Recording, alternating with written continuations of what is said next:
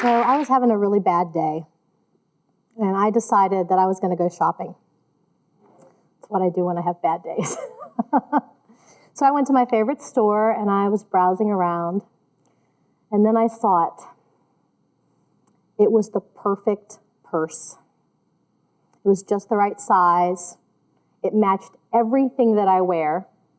It had just the right amount of pockets. And I thought, this purse is going to make me a better version of myself. I need this purse.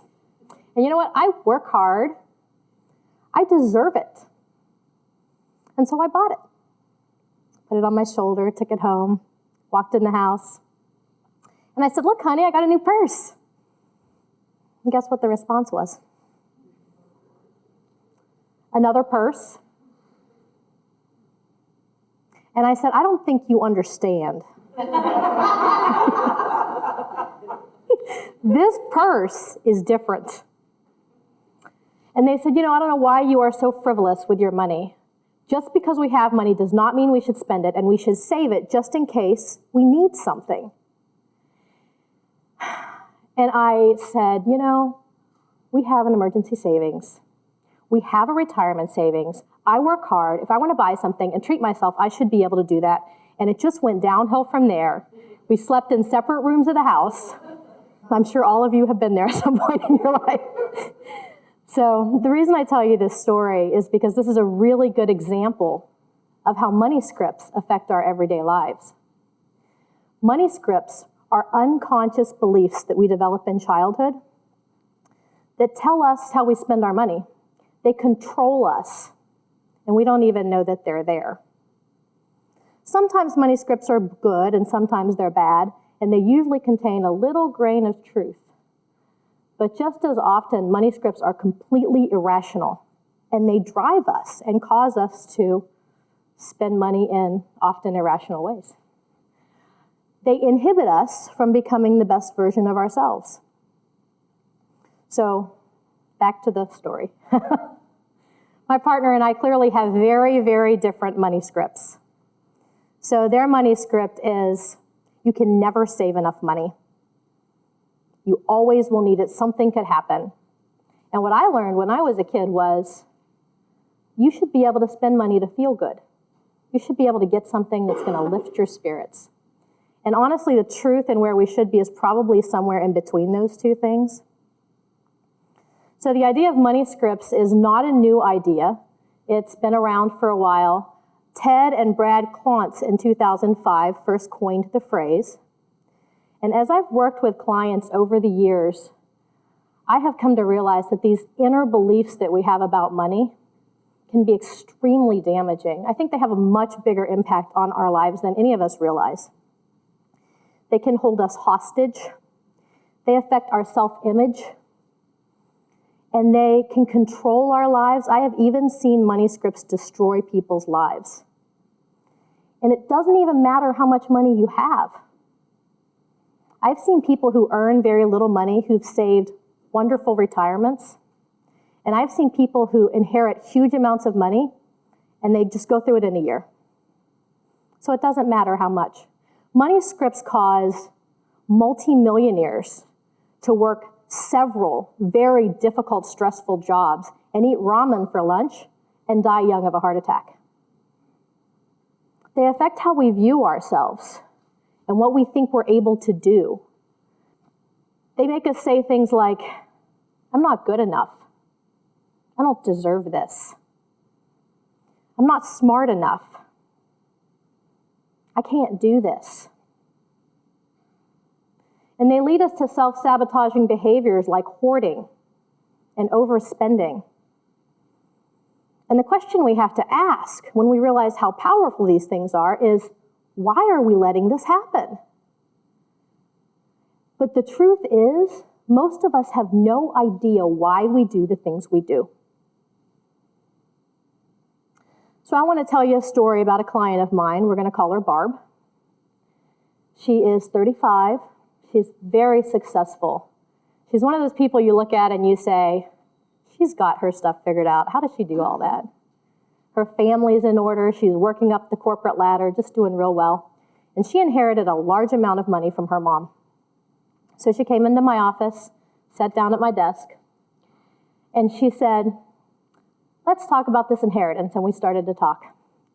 As soon as we started talking about the inheritance, Barb started to cry. She had this sense of helplessness that came over her. She didn't feel smart enough to manage the money. She felt a sense of guilt and shame. She thought, why did I get this money? There's all these people who need money, and I have the money? And she was scared that she wasn't going to manage it properly, and she was going to lose this money that was entrusted to her by her parents. And it isolated her from her friends. Her friends didn't have that money. She felt really uncomfortable about that. And what she really wanted to do was just hide it and pretend she didn't have it and just stick it back in a corner. And the really sad part about it is Barb was not grateful that she inherited the money. In fact, Barb was angry. She was angry because her parents raised her in poverty. She didn't have the things she needed growing up. She didn't have the nice clothes at school. She didn't have the little treat in her lunchbox. And all this time, her parents had been saving this money and not giving her what she felt like she needed. She was mad. So I have to ask, if we could take these scripts that have such a powerful control over our lives, and we could rewrite them for what we're trying to do in our lives now, if we could empower ourselves, if we could look at money and see what it can give to us, and carefully consider, should we spend money today or should we save it for tomorrow? If we could bring joy to our lives and our family through careful planning and inner healing, wouldn't we do that? So the first step to do that is to figure out what our money scripts are. And everybody's money script is a little bit different. So we're going to go through a self-reflection exercise. So I want each of you to focus inward, and I'm going to ask you some questions, and I want you to think about your life. The first thing I'm going to ask you is, what emotion do you feel when I say the word money?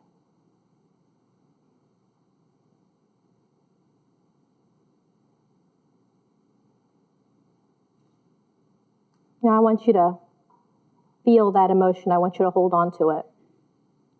Remember what it is and carry that with you through these conversations about your childhood. So think about your parents. Were they good with money? Were they bad with money? Did they fight about money? Think about your family and your friends. Were you worried about your family's money when you were a kid? Did you see somebody lose everything? How did that influence your money scripts? How about your education? Did somebody take you under their wing and teach you how to save? Or did you have to figure it all out on your own? Did you get an allowance? Or did you earn your first penny? When you opened your first checking account or savings account, were you with a family member? Or did you do that when you worked your first job? And then consider the context and the time period you grew up in. Sometimes things happened in culture that affect our views about money. And don't forget religion. What did you learn about money from religion? And then finally, I want you to think about the social class you grew up in. It doesn't matter what social class you're in now. Think about the one you grew up with. People in poverty have a tendency to spend everything as soon as they get it because they know they're not going to have it again. Middle-class people have a tendency to save like there's no tomorrow. And people with wealth want to leave a mark on the world. So whatever social class you grew up in, did you bring any of that into your current idea of money? So now, if you close your eyes. I want you to feel that emotion and think about this conversation we just went through.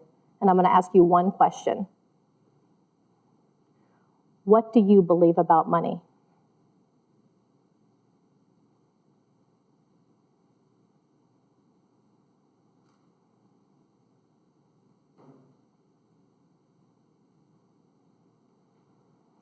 Now, I did this exercise myself, and I was really surprised about what I believe about money.